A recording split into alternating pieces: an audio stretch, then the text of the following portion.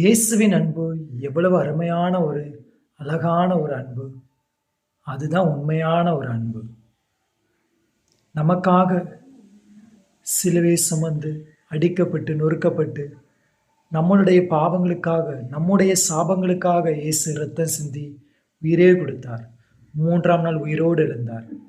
அப்படி ஒரு அன்பு இந்த உலகத்துல யாராவது தர முடியுமா?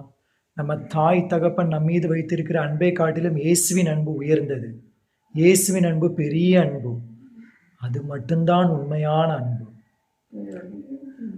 அவர் நமக்காக, நம் பாவங்களுக்காக அவர் ஜீவனை கொடுத்தது மட்டுமல்லாமல் உயிரோடு எழுந்தார்.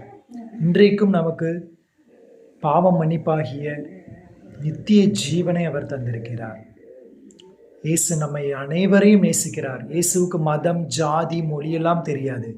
இயேசு சகல ஜனங்களையும், உலகத்தில் உள்ள எல்லா மனிதர்களையும் அவர் நேசிக்கிறார். காரணம் என்ன?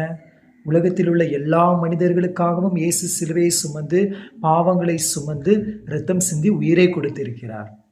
இயேசு சீக்கிரமாய் வரப்போகிறார். அவருடைய அன்பை நாம் பற்றி கொண்டிருப்போம். இயேசு உங்களை அதிகமாய் நேசிக்கிறார். ஆமென்.